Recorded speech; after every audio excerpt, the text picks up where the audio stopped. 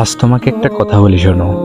এই যে আমি সারাদিন পর যখন অনলাইনে আসি, এসে দেখি তুমি অনলাইনে আছো, কিন্তু আমাকে কোনো মেসেজ বা কল দেওনি।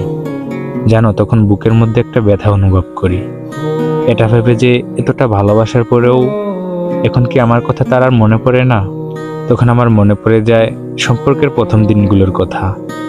কতই না কথা বলতে আমার সাথে। 1 ঘন্টা কথা না বললে ইনবক্সে কত শত মেসেজ জমা হয়ে যেত। আর এখন দেখো, সে শুধু আমি আগের মতো রয়ে গেছি।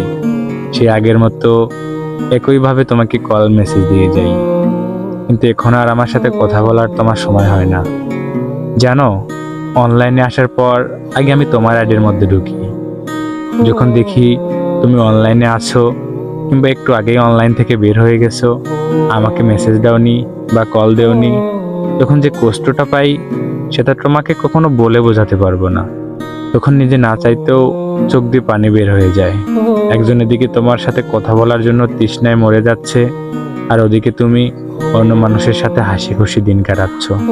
এজন্য তোমাকে একটা শেষ কথা বলবো, যদি ভালোবাসতে না পারো বলে দিও। সব কষ্টগুলো একসাথেই পাই। এভাবে তিলে তিলে জীবনটা নষ্ট করে দিও না। এমন কষ্ট দিও না যেটা সহ্যের বাইরে।